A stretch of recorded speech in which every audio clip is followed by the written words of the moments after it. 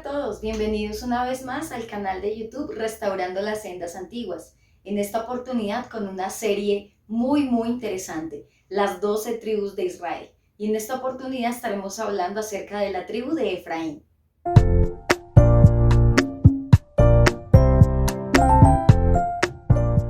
Y para dar inicio con nuestra tribu, vamos a ir al texto base de Efraín que está en el libro de Génesis, Bereshit, capítulo 48, del verso 14 en adelante.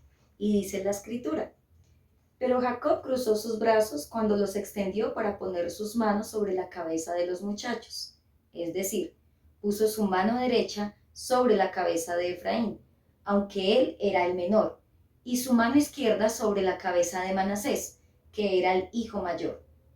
Luego bendijo a José con las siguientes palabras: que el Elohim delante del cual caminaron mi abuelo Abraham y mi padre Isaac, el Elohim que ha sido mi pastor toda mi vida hasta el día de hoy, el ángel que me ha salvado de todo mal, bendiga a estos muchachos, que ellos preserven mi nombre y el nombre de Abraham y de Isaac, y que su descendencia se multiplique en gran manera por toda la tierra. Pero José se molestó cuando vio que su padre puso la mano derecha sobre la cabeza de Efraín. Entonces José se la levantó para pasarla de la cabeza de Efraín a la cabeza de Manasés. No, padre mío, le dijo, este es el hijo mayor, pon tu mano derecha sobre su cabeza. Pero su padre se negó a hacerlo. Ya lo sé, hijo mío, lo sé, respondió él. Manasés también llegará a ser un gran pueblo, pero su hermano menor será aún más grande, y de su descendencia se formarán una multitud de naciones. Así que, aquel día, Jacob bendijo a los muchachos con esta bendición: el pueblo de Israel usará el nombre de ustedes cuando impartan una bendición. Dirán, que Yahweh los haga tan prósperos como a Efraín y Manasés. De esta manera, Jacob puso a Efraín antes de Manasés. Entonces Jacob le dijo a José: mira, yo estoy a punto de morir, pero Yahweh estará contigo y te llevará de regreso a Canaán, la tierra de tus antepasados.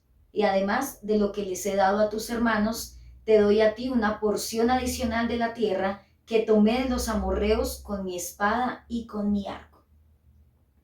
Vemos que es un texto muy interesante porque nos habla acerca de la bendición de Jacob a los hijos de José. Y a partir de este momento vamos a entrar en la historia, vamos a hablar de varios puntos que nos van a ayudar a comprender un poco más acerca de esta tribu. Por eso yo le invito a que usted no se pierda este tiempo de instrucción, que si puede tener a mano su cuaderno y su Biblia, lo haga. Es más, si puede compartir esta enseñanza con otras personas, hágalo, porque muchas veces pasamos por alto estos temas tan interesantes que nos muestra la Escritura, y esto es un tesoro maravilloso que el Padre nos está entregando en medio de este tiempo especial de instrucción. La genealogía de Efraín. Vamos a basarnos en esta primera parte en el libro de Génesis, capítulo 41, verso del 50 al 52. Y dice la Escritura: durante ese tiempo, antes del primer año de hambre, les nacieron 2 hijos a José y su esposa Asenat, hija de Potifera, el sacerdote de On. José llamó a su hijo mayor Manasés, porque dijo: Yahweh me hizo olvidar todas mis angustias, y a todos los de mi familia, de mi padre. José llamó a su segundo hijo Efraín, porque dijo: Yahweh me hizo fructífero en esta tierra de mi aflicción. Entonces, aquí comprendemos el nacimiento de Efraín.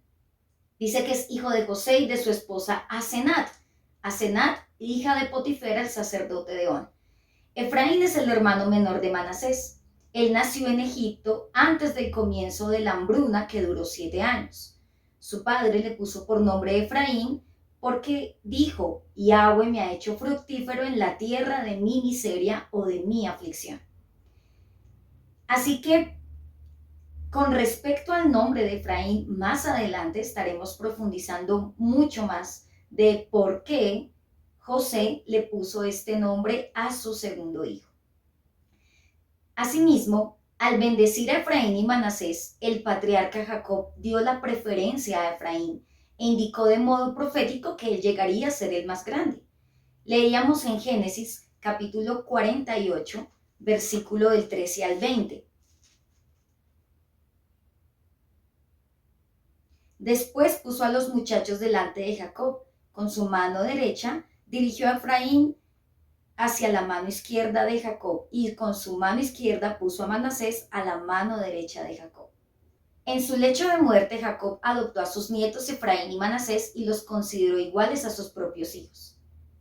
En Génesis 48, versículo 5, nos enseña algo muy hermoso de parte de Jacob y dice la escritura: ahora reclamo como hijos míos a estos dos muchachos tuyos, Efraín y Manasés, quienes nacieron aquí en la tierra de Egipto antes de que yo llegara. Ellos serán mis hijos, como lo son Rubén y Simeón. Dice, serán mis hijos. Los adoptó como si fuesen de su propiedad, como si fuesen sus propios hijos. Y aquí vamos a empezar a entender el por qué cuando hablamos de las 12 tribus de Israel, que claramente son los 12 hijos de Jacob, entra Efraín y Manasés. A pesar de que son sus nietos, basados en este texto que acabamos de leer, él dice que los adoptó como sus propios hijos. Por eso siempre que hablamos de la tribu de José, a pesar de que significa otras cosas, siempre va a estar Efraín y Manasés como príncipes en medio de esta tribu. Entonces, en este caso, vamos a continuar con otro punto de la genealogía. El nombre de Efraín también se aplica a la tribu que descendió de él. Alrededor de un año después del éxodo de Egipto, los 40.500 guerreros de Efraín que tenían 20 años de edad hacia arriba superaban en 8.300 a los hombres físicamente capacitados de la tribu de Manasés. Y esto lo encontramos en el libro de Números, capítulo 1, versículo del 1 al 3, y también lo encontramos en el capítulo 32 y 35 de Números para que usted pueda leer en su casa. Por ahora vamos a leer versículo 1 al 3 de Números capítulo 1. Y dice así: un año después de la salida de Israel en Egipto, Yahweh habló a Moisés en el tabernáculo en el desierto de Sinaí.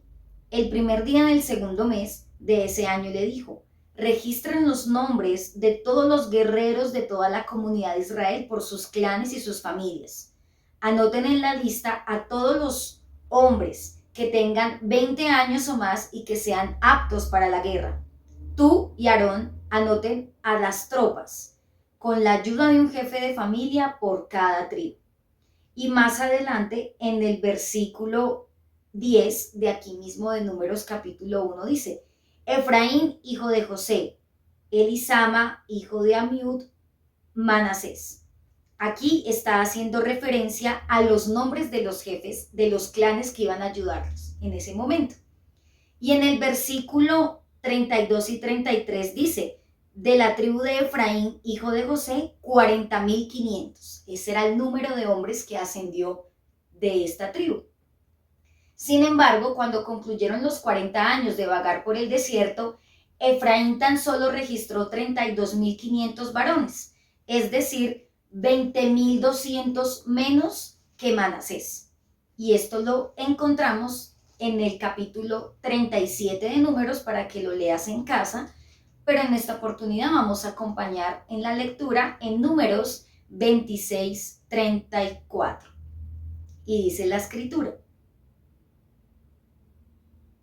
estos eran los clanes de Manasés. Sus tropas registradas sumaron 52.700 hombres.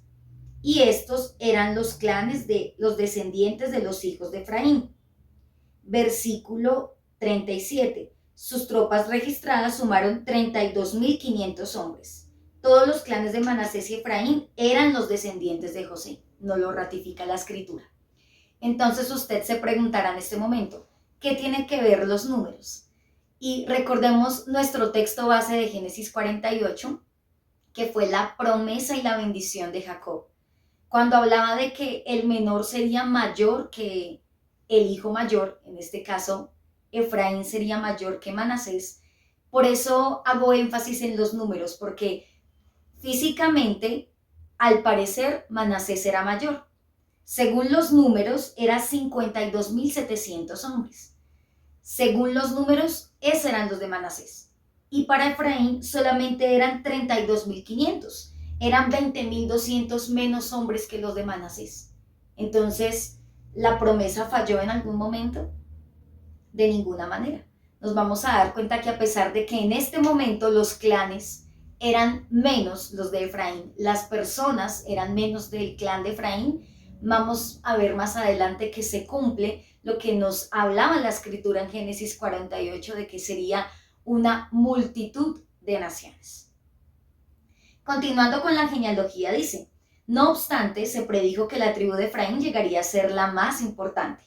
Cuando Moisés bendijo a los israelitas, habló de modo profético de las decenas de millares de Efraín, pero de los millares de Manasés.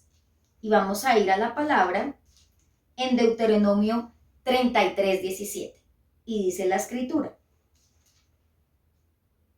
José tiene la majestad de un toro joven, tiene los cuernos de un buey salvaje, corneará naciones lejanas y las arrastrará hasta los extremos de la tierra. Esa es mi bendición para las multitudes de Efraín y los millares de Manasés. Aquí cambia la cosa, porque dice multitudes de Efraín. No hay un número específico para esa palabra multitudes, pero asumimos que son muchos los descendientes. Y de Manasés aquí ya está hablando de millares. Entonces, comparado con los textos que leíamos anteriormente de números, claramente el número de clanes, el número de las personas dentro del clan de Efraín sí aumentaron en número.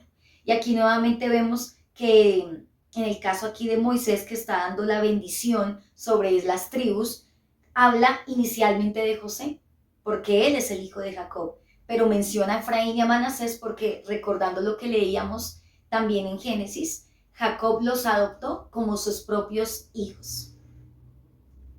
Y vamos a continuar con un punto muy especial de la genealogía y buena. Aparte de Efraín, hubo un descendiente de su tribu que hizo algo maravilloso. Y lo vamos a encontrar en Primera de Crónicas, para que usted me acompañe. Primera de Crónicas, capítulo 7, verso del 20 al 27. Y aquí vamos a encontrar un personaje muy especial que nos habla que fue descendiente de la tribu de Efraín. Y dice la palabra desde el verso 20 al 27. Los descendientes de Efraín fueron Sutela, Beret, Taat, Elada, Taat, Sabat, Sutela, Eser y Elat. A Eser y a Elat los mataron cuando intentaban robar ganado que pertenecía a los granjeros locales cerca de Gat.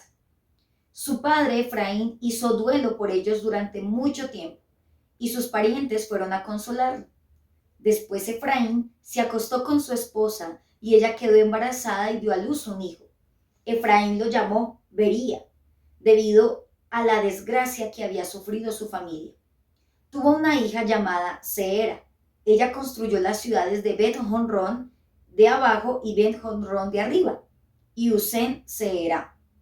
Entre los descendientes de Efraín estaban Refá, Reset, Telá, Taán, Laadán, Amiud, Elisama, Nun y Josué. De todos esos nombres que acabamos de mencionar, yo creo que usted dirá, el único que de pronto reconocí fue Nun y Josué. Y de ese personaje quiero compartir con ustedes en este punto de las genealogías. Y es que en cada tribu el Padre levantó a alguien muy poderoso y muy especial. Y en este caso quiero hablarles acerca de Josué, hijo de Nun. Así que vamos también a ir comprendiendo un poco acerca de él. Josué o Yehoshua en el hebreo significa Yahweh salva o Yahweh es salvación. La vida y obra se narra desde los números hasta el libro de Josué. Fue escogido por Yahweh para suceder a Moisés como líder de los israelitas durante la conquista de Canaán. Conquistó la mayor parte del territorio de la tierra prometida y distribuyó entre las 12 tribus de Israel. Su nombre de nacimiento, según el libro de los números, era Oseas. El relato se cronograma posiblemente hacia el año 1230 hasta el año 1210 antes de Yeshua. Josué es considerado como uno de los más grandes líderes militares en la Biblia por liderar los 7 años de la conquista de la tierra prometida, y a menudo se presenta como un modelo para el liderazgo y una fuente de aplicación práctica sobre cómo ser un líder efectivo. Así que Josué, que todos hemos escuchado acerca de su historia, y si usted no la conoce, le invito a que lea el libro de Josué y que lea gran parte del libro de Números, que es donde se relata acerca de su historia. Josué, el sucesor de Moisés, la persona que el Padre escogió para continuar con la labor en la conquista de la tierra prometida. Y Josué era descendiente de la tribu de Efraín. Y vamos a ver algo muy especial que encontramos en el libro de Números, capítulo 13, versículo del 1 al 16. Y dice la escritura: Yahweh le dijo a Moisés: envía hombres a explorar la tierra de Canaán, la tierra que les daré a los israelitas. Envía a un jefe de cada una de las 12 tribus de sus antepasados. Entonces Moisés hizo lo que Yahweh le ordenó y envió a 12 hombres desde el campamento en el desierto de Parán, todos los jefes de las tribus de Israel. Estas eran las tribus de los nombres de sus jefes: de Rubén, Samúa, hijo de Zacur; de Simeón, Safat, hijo de Ori; de Judá, Caleb, hijo de Jefoné; de Isaacar, Igal, hijo de José; de Efraín, Oseas, hijo de Nun; de Benjamín, Paltí, hijo de Rafú; de Zabulón, Gadiel, hijo de Sodí; de Manasés, hijo de José, Gadí, hijo de Susi; de Dan, Amiel, hijo de Gemalí; de Asher, Setur, hijo de Micael; de Neftalí, Nabí, hijo de Babsi; de Gad, Jeuel, hijo de Maquí. Estos son los nombres a los hombres que Moisés envió a explorar la tierra. A Oseas, hijo de Nun, Moisés le cambió el nombre por Josué. Y tiene que ver precisamente con el propósito que él cumplió siendo eframita, siendo parte de esta tribu, y era ser un libertador también y ser un salvador para la tierra de Israel en ese momento, en ese contexto de conquista, de batallas, de guerras. Por eso habla que fue un líder militar excepcional. Fue una persona que tenía unas características maravillosas que el Padre escogió, y pues por eso vale la pena hacer la mención de él aquí en estas genealogías de la tribu de Efraín. Ahora vamos a hablar acerca del territorio que ocupaba la tribu de Efraín, y quiero que por favor usted esté observando el mapa a continuación. El territorio que se asignó a la tribu de Efraín ocupaba una porción central de Palestina, al occidente del Jordán. La tribu también tuvo ciudades enclavadas en el territorio de Manasés. Al norte, Efraín limitaba con Manasés, y al sur con Benjamín y Dan. Eso lo encontramos en el libro de Josué capítulo 16, versículo del 1 al 9. Aunque esta región es montañosa y ondulada, tiene un suelo rico y fértil, y en los tiempos antiguos tenía muchos árboles. Eso lo encontramos en el libro de Josué capítulo 17, versículo 15. Y vamos a leerlo. Dice: Josué contestó: si ustedes son tantos y la zona montañosa de Efraín no les alcanza, estamos hablando de la parte del territorio, dice: despejen sectores de la tierra en el bosque, donde viven los fereceos y los refaitas. Aquí específicamente nos vamos a enfocar en la descripción de la zona que él tenía.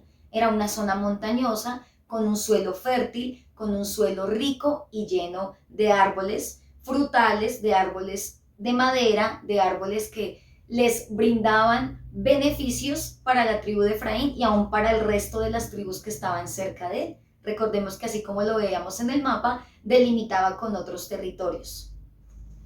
Asimismo, encontramos ahí en el siguiente mapa el territorio de Efraín, en donde colinda con la tribu de Dan, con la tribu de Benjamín, con la tribu de Manasés, una parte con la tribu de Judá, y ya más lejano encontramos a Zabulón, a Isaacar. Ya mucho más lejano de la tribu de Efraín encontramos la tribu de Gad y la tribu de Rubén. Y vemos algo muy interesante, y es que su territorio estaba cerca al mar Mediterráneo, así que contaba aún con puertos marítimos que le ayudaban aún al comercio de todas sus exportaciones e importaciones en ese entonces. Vamos a hablar acerca de la historia, un poco más de la historia de Efraín. Y desde el reino que se dividió durante la gobernación de Roboam, recordemos que la tribu de Efraín, la más importante e influyente del reino del norte, se fue granjeando una muy mala reputación. Recordemos por un momento la historia, que yo le invito a que usted la lea en Primera de Reyes, capítulo 12. ¿Qué pasó con Jeroboam y qué pasó con Roboam? Y algo súper importante que no podemos pasar de lado es este acontecimiento, porque fue a raíz de la división de las tribus que se dividió el reinado, el reino del norte, el reino del sur, Efraín, Judá, Israel, Judá, más adelante lo vamos a entender un poco más, en donde desafortunadamente ocurrieron muchas situaciones que hicieron que gran parte de las tribus fuera en decadencia. Y la más que fue influenciada en la decadencia, en la corrupción, en todas las áreas, en la inmoralidad, desafortunadamente fue la tribu de Efraín. Y yo le invito a que por un momento me acompañe al libro de Oseas, capítulo 13, versículo 1. Y dice: cuando hablaba la tribu de Efraín, el pueblo temblaba de miedo, porque esa tribu era importante en Israel. Pero la gente de Efraín pecó al rendir culto a Baal, y así selló su destrucción. Claramente el profeta Oseas está aquí hablando acerca de la condición del pueblo de Efraín, de la tribu de Efraín, y de lo que iba a acontecer aún a futuro, porque más adelante habla del juicio que le va a ocurrir, de lo que va a acontecer por causa de no haberse arrepentido y de no haber retornado luego del exilio. El primer rey, el eframita Jeroboam, introdujo la adoración de becerros en Dan y en Betel. Ahí usted lo puede estar observando en el mapa. Encontramos el reino de Israel y el reino de Judá, el reino del norte y el reino del sur. El reino de Judá lo encontramos como Jerusalén, su capital, Laquis, Hebrón y Berseba. Y en Israel encontramos la capital Samaria, también otros sitios como Siquem, Haftá, Betel, Jericó y Gerasa. Si usted se da cuenta, claramente a lo largo del territorio, Dan y Betel se encontraban en los extremos del reino de Israel. Betel colindaba con Jerusalén, y más adelante, y Betel y Dan se encontraba en la parte de arriba del reino de Israel. Ahí usted lo puede ver en el mapa, que colinda con Damasco. Y dice que este primer rey eframita, Jeroboam, se encargó de introducir la idolatría. Colocó becerros en Dan y en Betel, y eso usted lo puede leer y corroborar en Primera de Reyes, capítulo 11, versículo 26. Y en Primera de Reyes, capítulo 12, versículo del 25 al 30. ¿Con qué intención Jeroboam hizo esto? La intención de Jeroboam era que el pueblo no volviera a Jerusalén, específicamente en las fiestas de peregrinaje. Recordemos que como pueblo de Israel hay fiestas de peregrinaje donde en ese entonces ellos tenían que ir hasta el templo a celebrar las fiestas, ¿cierto? ¿Cuál era una de esas fiestas de peregrinaje? La fiesta de Pesach, la fiesta de Shavuot o la fiesta de Pentecostés, como lo hemos escuchado. También encontramos la fiesta de Sukkot o la fiesta de las cabañas o los tabernáculos. Estas fiestas de peregrinaje indicaban que sí o sí el pueblo tenía que trasladarse al lugar donde estaba el templo. ¿Y dónde se encontraba el templo? En Jerusalén. La intención de Jeroboam con haber puesto estos dos becerros, desafortunadamente, era para apartar al pueblo. Él pensó: si yo permito que el pueblo vaya a las fiestas de peregrinaje y vayan a Jerusalén, posiblemente se queden allá con Roboam, que era el que estaba gobernando en Judá. Y no solamente eso, la idea de él no solamente era evitar que fueran a adorar, al Eterno en estas fiestas de peregrinaje en el templo, sino a pervertir la adoración. Por eso en Oseas dice que rindieron culto a los Baales y por eso él levantó estos becerros. Y recordemos que la imagen de Baal son unos toros. Siempre lo vamos a encontrar de esa manera. Así que desafortunadamente, hablando de personajes de la tribu de Efraín, Jeroboam es un personaje que no es digno de imitar. Definitivamente fue una persona que se encargó de destruir y de dañar el propósito del Padre sobre la nación de Israel. Claro, Roboam también tuvo mucha culpa en toda esta situación. Pero desafortunadamente, si Jeroboam hubiese sido sabio con las primeras instrucciones que se le habían entregado, posiblemente esto no hubiera acontecido, aún para la vida de Roboam. Y por eso vemos que desafortunadamente Efraín nunca se recuperó de esta caída. Siempre continúa en la misma condición. Recordemos que la tribu dominante del reino del norte precisamente era Efraín. Llegó a representar a todo el reino en las 10 tribus que tenía Jeroboam precisamente. Y quiero que por favor usted me acompañe al libro de Segunda de Crónicas, y este sí lo vamos a leer, versículo 25, capítulo 25, versículo 7. Y dice: entonces un hombre de Yahweh se presentó ante él y le dijo: Su Majestad, no contrate tropas de Israel, porque Yahweh no está con Israel. Él no ayudará a esa gente de Efraín. Y aquí estamos viendo que el que estaba gobernando en este entonces era el rey Amasías, pero nos vamos a enfocar específicamente en esa expresión de él no ayudará a esa gente de Efraín. Habla de que Yahweh ya no estaba con Israel, porque el Eterno ya no estaba con el pueblo de Israel, con el reino del norte, porque ellos le voltearon la espalda al Padre, porque se dejaron llenar el corazón de idolatría, porque pecaron, porque quebrantaron las leyes del Eterno, porque se olvidaron de sus mandatos, de sus fiestas, de guardar el Shabbat. Empezaron a olvidar su identidad como pueblo. Y por eso el Padre ya no estaba con ellos. Se está cumpliendo una palabra que está en Primera de Crónicas capítulo 28, precisamente cuando el Eterno le dijo a Salomón que si él lo buscaba, lo iba a encontrar siempre, pero que si él se apartaba, Yahweh se apartaría también de él para siempre. Y esto era algo que estaba ocurriendo desafortunadamente en este entonces. En Jeremías capítulo 7, vamos a ir también allí a este texto, en donde vamos a seguir comprobando a través de la escritura lo que estaba ocurriendo en cuanto a la condición espiritual y física del pueblo de Israel. Jeremías capítulo 7, versículo 15 dice: y los enviaré al destierro fuera de mi vista, así como hice con sus parientes, el pueblo de Israel. Y claramente esto fue lo que pasó. Fueron enviados al destierro. Los profetas Oseas e Isaías dirigieron sus fuertes denunciaciones contra Efraín. Oseas la condenó por mezclarse con las naciones, por haber imitado ese comportamiento y también por estar sirviendo a los ídolos. Comparó a Efraín con una torta redonda a la que no se le dio la vuelta. Estaba horneada o hasta quemada en la parte inferior, pero en su parte superior estaba cruda. Oseas capítulo 7, versículo 8 dice: el pueblo de Israel se mezcla con paganos de otras naciones y se vuelven tan inútiles como un pastel a medio cocer.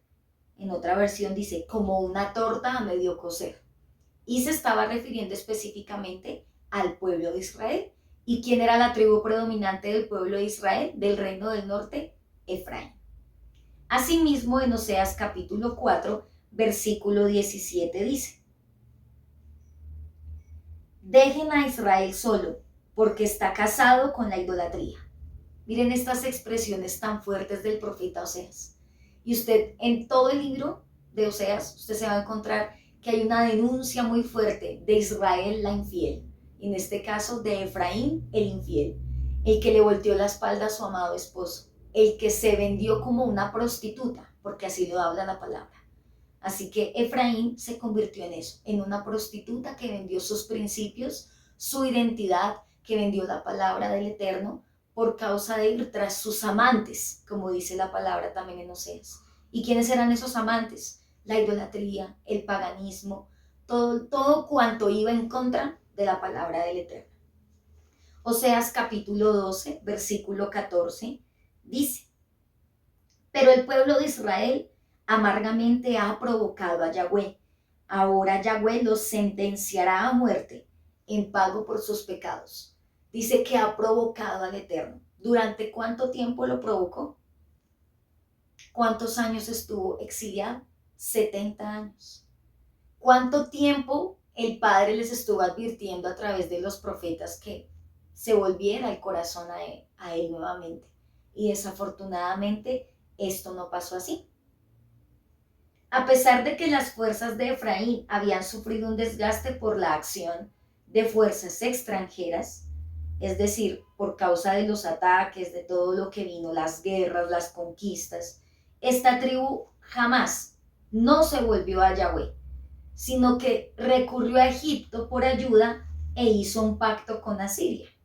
Desafortunadamente, Efraín, a pesar de todo lo que estaba viviendo, los juicios, las hambrunas, las enfermedades, las muertes, todo cuanto el profeta les había indicado que ocurriría si no volvían su corazón al Eterno, con todo y eso, el corazón se endureció cada día más. Y en vez de buscar al Eterno, lo que hizo fue refugiarse en otras naciones paganas, como lo fue Egipto y Asiria. Esto parece una coincidencia, pero es una realidad de la condición del pueblo del Eterno en este entonces, de un pueblo rebelde que no ha querido escuchar la voz del Padre, de un pueblo que sabe que tiene que acercarse al Creador, pero con todo y eso aparta su corazón de Él, que con todos los juicios, que con todas las situaciones que están aconteciendo, nunca vuelven su corazón al Padre, sino por el contrario, se vuelven cada vez más duros de corazón, más duros de cerviz. Todavía siguen cuestionando al Creador. El profeta Isaías se dirigió a los orgullosos borrachos de Efraín. Su independencia del reino de Judá y sus alianzas con Siria y otras naciones los afectó como un licor embriagante, pero al fin les sobrevendría un desastre. Y esto lo encontramos en el libro de Isaías, capítulo 7, versículo 1. Y dice: cuando Acaz, hijo de Jotán y nieto de Usías, era rey de Judá, Resín, rey de Aram, y Pecá, hijo de Remalías, rey de Israel, salieron para atacar a Jerusalén. Sin embargo, no pudieron llevar a cabo su plan. A la corte real de Judá había llegado la siguiente noticia: Aram se ha aliado con Israel en contra de nosotros. Por eso el corazón del rey y el de su pueblo temblaron de miedo como tiemblan los árboles en medio de una tormenta.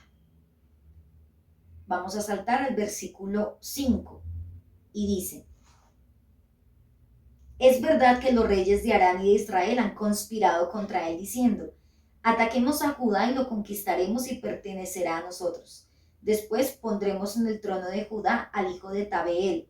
Pero esto dice Yahweh soberano: esta invasión nunca sucederá, nunca se llevará a cabo, pues Aram no es más fuerte que Damasco su capital, y Damasco no es más fuerte que Resín su rey. En cuanto a Israel, dentro de 65 años será aplastado y destruido por completo. Israel no es más fuerte que Samaria su capital, y Samaria no es más fuerte que Pecá, hijo de Remalías su rey. A menos que ustedes tengan una fe firme, no puedo hacer que permanezcan firmes. Aquí el profeta les está advirtiendo lo que iba a ocurrir. Dicen 65 años, habla aquí en la palabra en este texto. Yo creo que ellos dijeron: eso se demora, eso es mentira, nos están asustando. Así como cuando en este tiempo se predica acerca de la teshuvá, que en el hebreo es el volver, el arrepentimiento, el volver a lo que se había perdido, el recuperar lo que se había perdido durante mucho tiempo, el retornar. Y se le predica eso a la gente, y la gente que dice: eso es mentira, están exagerando, eso no va a pasar, que Yeshua viene pronto, yo no creo, que todas aquellas cosas que está pasando, yo no creo. Y aún así, con todo y eso, lo que está ocurriendo, las personas no quieren volver su corazón al Eterno. Con todo y eso, no quieren volver su corazón al Creador, no quieren tener una fe firme con todo y lo que está aconteciendo aquí en la tierra. Aunque la tribu de Efraín se ganó una mala reputación, algunos siguieron un proceder correcto. Por ejemplo, durante el reinado del rey de Asa de Judá, muchos eframitas se unieron a ese cuando vieron que Yahweh estaba con él. Eso lo encontramos en 2 Crónicas, capítulo 15, versículo 9. También hubo eframitas entre los que estuvieron presentes en Jerusalén para la celebración de la Pascua, en el primer año del reinado de Ezequías, y después participaron en la destrucción de todo lo relacionado con la idolatría. Sin embargo, cuando Ezequías invitó a los israelitas del norte a ir a la Pascua, muchos habitantes de Efraín, Manasés y Zabulón se mofaron e insultaron a sus correos. El orgullo les impidió humillarse y bajar a Jerusalén para celebrar estas fiestas. Y eso lo encontramos en el libro de Segunda de Crónicas, capítulo 30, versículo 10.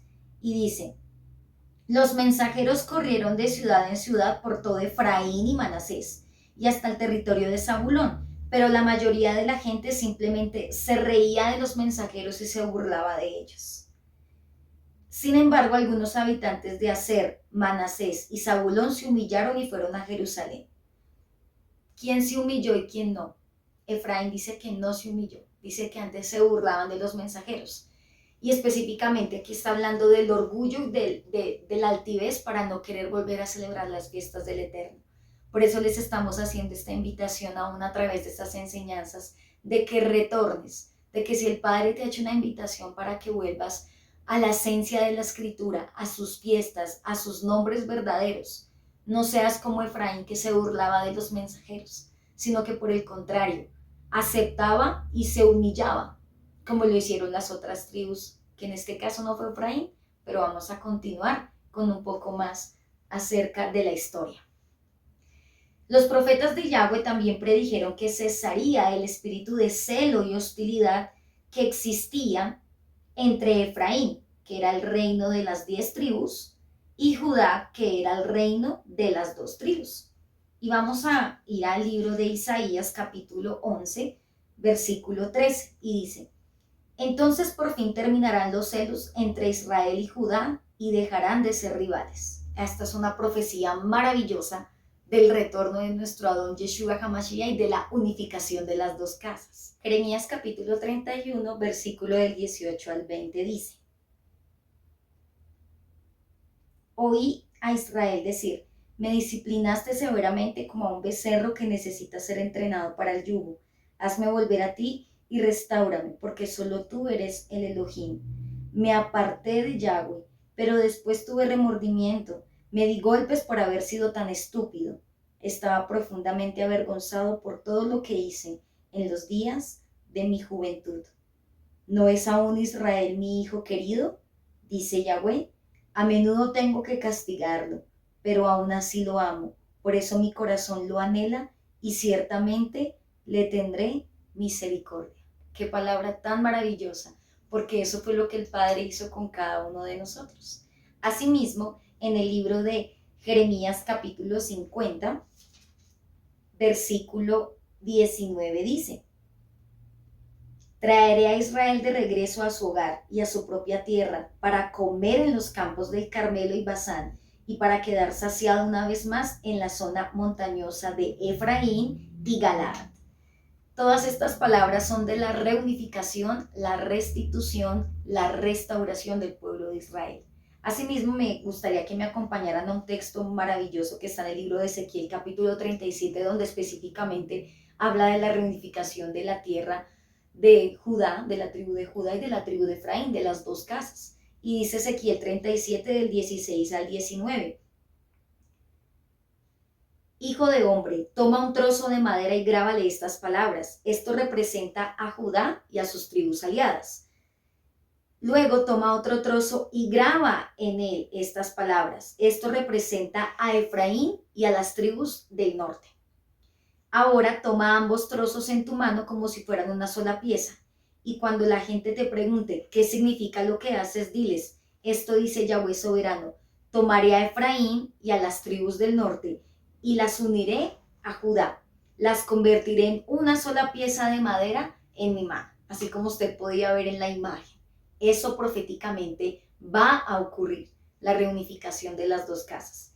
Y también lo encontramos en el libro de Zacarías, capítulo 10, versículo del 7 en adelante, y dice, el pueblo de Israel será como poderoso guerrero, y sus corazones se alegrarán como si tomaran vino. Sus hijos también verán esto y se alegrarán. Sus corazones se gozarán en Yahweh. Cuando los llame con un silbido, vendrán corriendo, porque los he redimido. De los pocos que queden, volverán a ser tan numerosos como eran antes. Aunque los dispersé como semillas entre las naciones, aún así en tierras lejanas se acordarán de mí. Ellos y sus hijos sobrevivirán y volverán otra vez a Israel. Los traeré de regreso desde Egipto y los recogeré de Asiria. Yo los estableceré otra vez en Galaad y en el Líbano, hasta que no haya espacio para todos. Cruzarán a salvo el mar de angustia, porque las olas serán contenidas y las aguas del Nilo se secarán. La soberbia de Asiria será aplastada y el dominio de Egipto terminará. Mediante mi poder haré fuerte a mi pueblo y por mi autoridad irán a donde quieran. Yo, Yahweh, he hablado. Estas promesas son tan maravillosas que no solamente se quedan en palabras, son promesas de restauración y de volver a Él, que es el llamado que el Padre está haciendo aún a través de este tiempo de instrucción.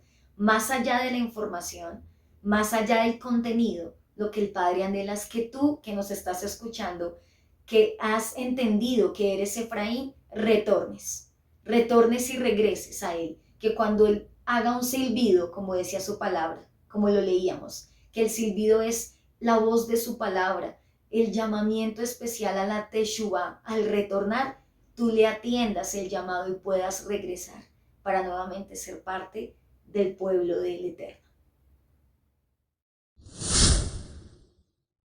Vamos a continuar con las características del pueblo de Efraín, de la tribu de Efraín. Y vamos a encontrar, así como usted lo puede estar viendo en este momento, el color y la piedra característica de esta tribu. La piedra de José o Joseph, recordemos que lo mencionamos a él porque él es el hijo de Jacob, pero cuando hablamos de él también se está refiriendo a sus hijos Efraín y Manasés. Dice que la piedra específica para esta tribu era un ónice y el color de su estandarte era negro retinto.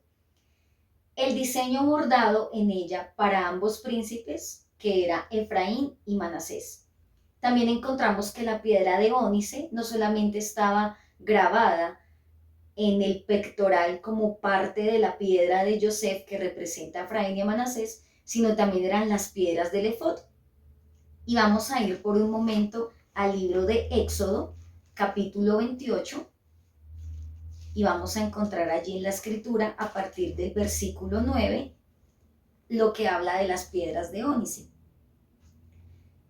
Toma 2 piedras de ónice y graba sobre ellas los nombres de las tribus de Israel. 6 nombres en cada piedra, dispuestos según el orden del nacimiento de los hijos de Israel.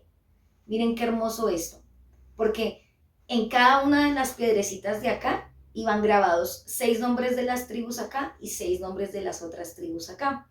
Y esa misma piedra de ónice estaba también grabada en el pectoral del sacerdote, del Cohen Agadol. Entonces, esto es muy importante porque recordemos lo que hemos venido aprendiendo durante la enseñanza, y es que Efraín es la gran parte de las tribus de la casa del norte. Y no es casualidad que aún en la piedra que lleva aquí todas las tribus también esté grabada en el pectoral y sea precisamente la tribu de Joseph, la de las multitudes de naciones, como lo leíamos en el libro de Deuteronomio. Continuamos con otra característica que es el escudo o el estandarte. En el estandarte de Efraín, así como usted lo ha venido observando durante toda la instrucción aquí a mi lado, se encontraba la figura de un buey, basado en la expresión de Moisés que usó al referirse a esa tribu. Deuteronomio 33:17 ya lo habíamos leído, pero recordemos las características. Dice que José tiene la majestad de un toro joven. tiene los cuernos de un buey salvaje y por eso el símbolo es el buey, es el toro. Dice, corneará a naciones lejanas hasta los extremos de la tierra. Esa es mi bendición para las multitudes de Efraín y los millares de Manasés. Más adelante, ya dentro de poco, vamos a hablar un poco más acerca del buey, lo que significa este buey como parte de las características. Vamos a hablar acerca del nombre. Y el nombre tiene algo muy, muy especial, algo muy simbólico, y es que a veces pensamos que en la escritura les ponen el nombre a los hijos porque sí. Aún hoy día las personas ponen nombres más que por lo que significa que porque les parece bonito. Y no debería ser así, porque la escritura nos enseña que cada nombre tiene que ver con el propósito, con el llamado, con la esencia de la persona. Y en este caso, quiero comentarles acerca de este nombre tan especial.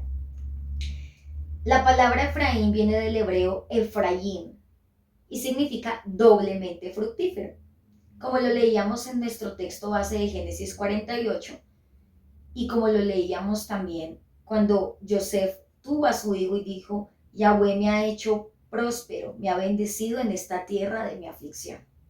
Resalta la primogenitura, mostrando que es mayor la bendición que recibió de las demás tribus. Llamado a restaurar a muchos para que vuelvan a dar frutos. Esas son las características del nombre de Efraín. Es un hombre fructífero en todas las áreas. Es una tribu bendecida en todas las áreas. Ahora entendamos un punto, un pensamiento muy especial, y es que Egipto, que fue el lugar donde nació Efraín, era un lugar de confinamiento y limitación.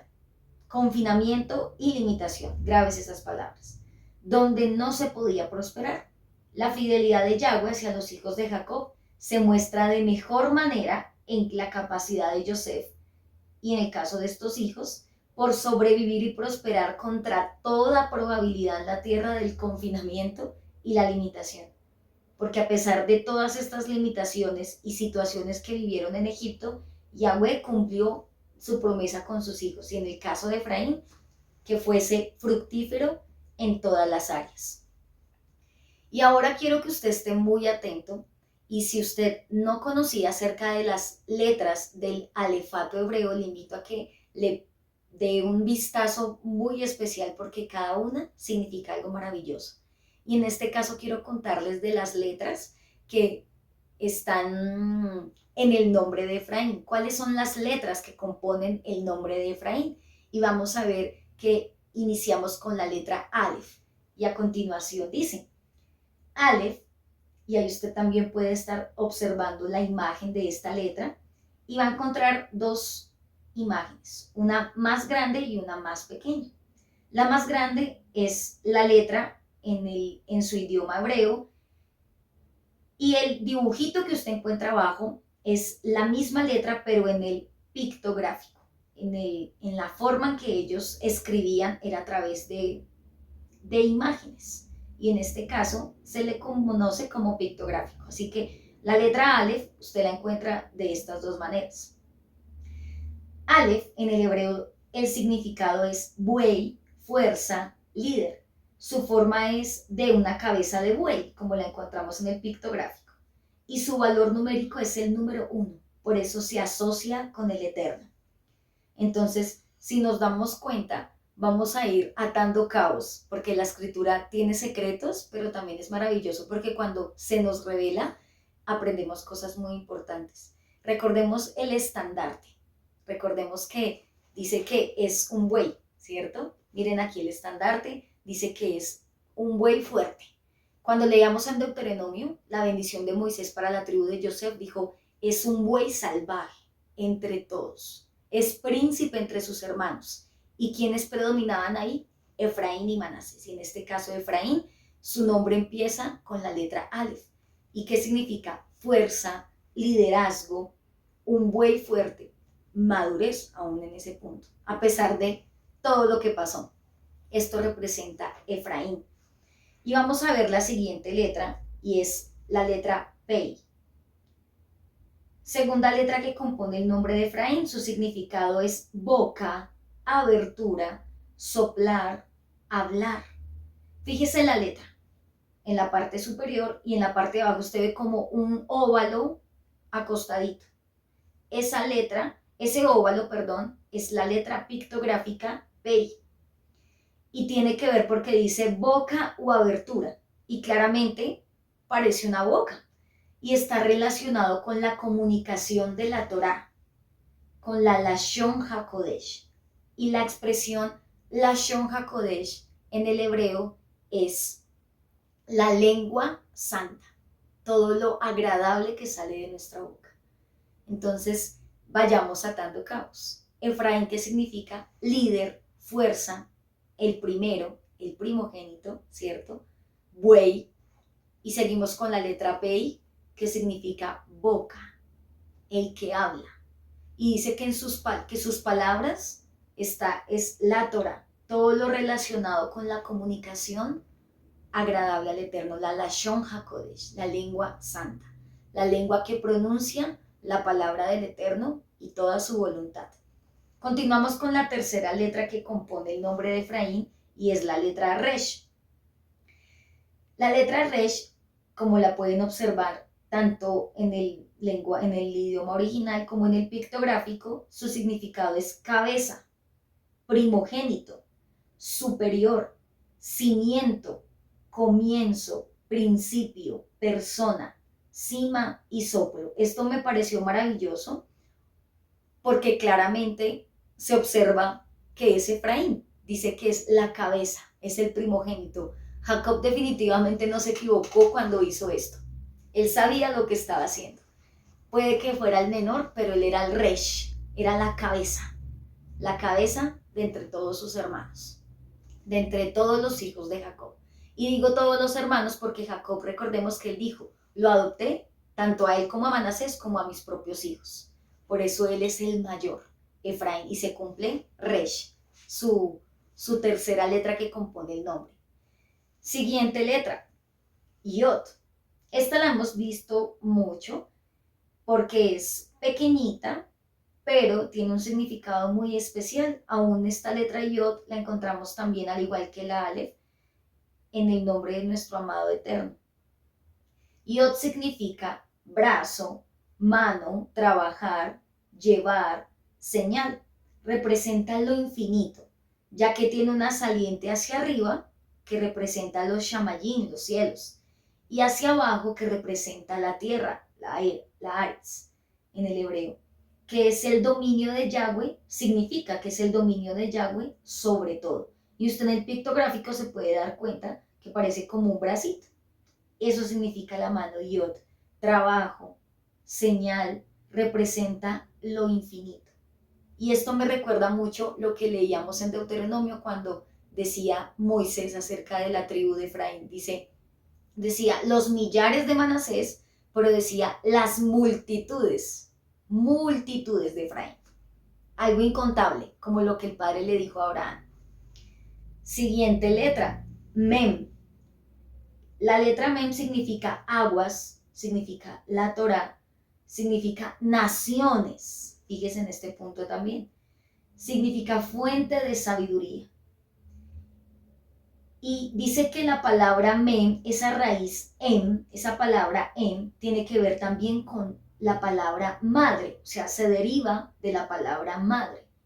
Lo que significa que Mem representa el vientre de la madre que contiene la vida. Y esto me pareció muy maravilloso porque no solamente se está refiriendo a las aguas, y recordemos que en la parte simbólica, en las figuras literarias que nos enseña la escritura, cuando hablamos de mares y de aguas, se está refiriendo, según el contexto, a naciones, a multitud de naciones.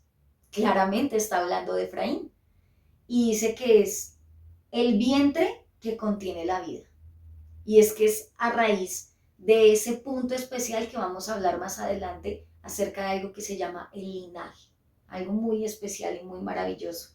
Y usted se da cuenta en el pictográfico que la letra Men es así como una M, pero también representa esas aguas, esa Torá, esa fuente de sabiduría que es la escritura. quién es Efraín hoy día y por qué debe volver, por qué debe retornar, teniendo en cuenta todo lo que ya aprendimos anteriormente. Y quiero que por favor me acompañe nuevamente a Génesis 48, es que este es nuestro texto base de la enseñanza de hoy. Génesis 48, versículo 19. Dice: pero su padre se negó a hacerlo. Ya lo sé, hijo mío, lo sé, respondió él. Manasés también llegará a ser un gran pueblo, pero su hermano menor será aún más grande. Y de su descendencia se formarán una multitud de naciones. Recordemos la letra Mem. Mares, aguas, naciones. Madre, la que da vida. Multitud de naciones. Ahora, así como usted lo puede estar viendo en la imagen, hay una expresión que vamos a cambiar de multitud de naciones a plenitud de gentiles. En el hebreo es Meloja Goim. Quiero que usted se detenga en esa parte de Meloja Goim. ¿Por qué el Padre está hablando de plenitud de gentiles? ¿Se está refiriendo a Efraín? Vamos a continuar en la instrucción a ver de qué nos está hablando.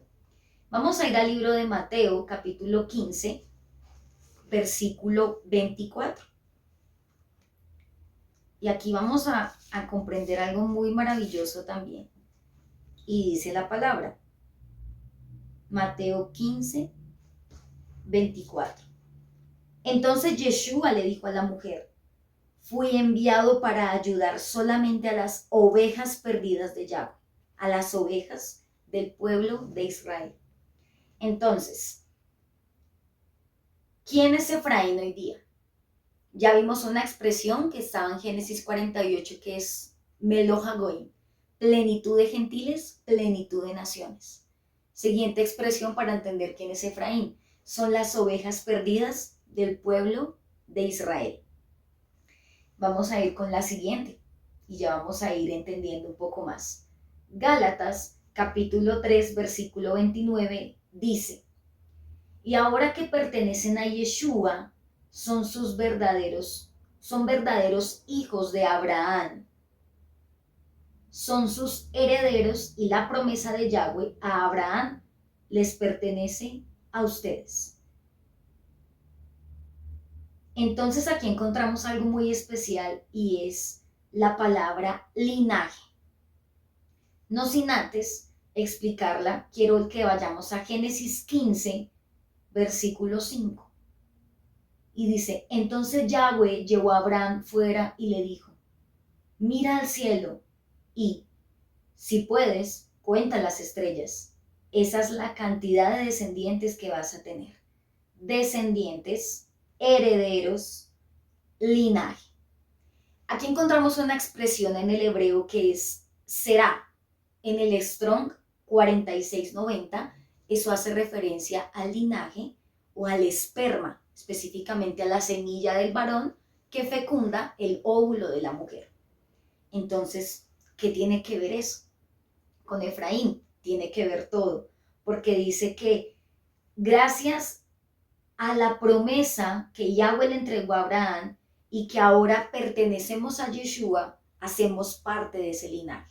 Antes no éramos pueblo, pero ahora sí somos pueblo del Eterno. Antes no teníamos identidad como nación, pero ahora sí la tenemos porque hacemos parte de esa cera, de ese linaje, de esa descendencia. Ahora, ¿por qué debe volver? Entonces ya entendimos quién es Efraín a lo largo de la historia y a lo largo de toda la enseñanza.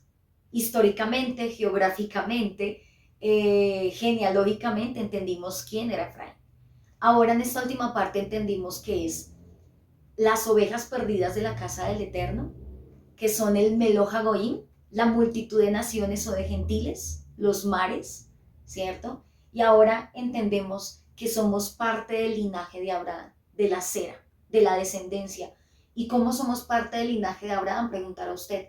Por medio del sacrificio de Yeshua HaMashiach, fuimos injertados al olivo verdadero, como lo enseña su palabra. Y ahora, ¿por qué debe volver? Hay una expresión que hemos escuchado muchas veces y de pronto usted también la ha escuchado, la ha mencionado, la ha dicho o ya la sabe, y es Teshuvá. La palabra Teshuvá significa volver, retornar, arrepentirse, volver al origen de Yahweh, a su esencia, a su imagen, a sus nombres santos, a sus fiestas, a su palabra verdadera, a guardar el Shabbat. Y hay una palabra muy hermosa que usted sé que la ha leído, y si no la ha leído le invito a que lo haga. Lucas capítulo 15, versículo del 11 al 32, donde nos habla de la parábola del hijo pródigo. Pero vamos a llamarle el retorno del hijo pródigo. ¿Quién era ese hijo pródigo? Que teniendo todo en la casa del padre, se fue y se prostituyó, como lo leíamos en Oseas. Y cuando reconoció y cuando estaba en lo más profundo de la disciplina, como lo leíamos en Jeremías, dice que se acordó de lo que había en casa de su padre y que cuando él quiso volver, se acercó al Eterno nuevamente, cuando entendió lo que había perdido. Y dice que cuando retornó el padre hizo una fiesta. Eso lo encontramos en Lucas 15. Pero ahora entendiendo la identidad, que se está refiriendo no a cualquier hijo pródigo, se está refiriendo a Efraín. Y dice que este hijo, ¿qué hizo este hijo? A pesar de que malgastó todo, vendió su identidad, perdió los nombres, perdió su imagen, su esencia, perdió la identidad como hijo de Yahweh, se olvidó de los nombres del Eterno, se olvidó de las fiestas, se olvidó del Shabbat, se olvidó de la Torah, se olvidó de los mandamientos, que es la condición de muchos en este entonces, aún la de nosotros antes de conocerle y de que nos acercáramos a él por misericordia. Dice que cuando retornó a casa de su padre, le puso calzado, le puso un vestido y un anillo, que representa la restauración plena. Pero para eso él tenía que haber tomado una decisión y era retornar. Así que ¿quién es Efraín? También es ese hijo pródigo. ¿Y por qué debe volver?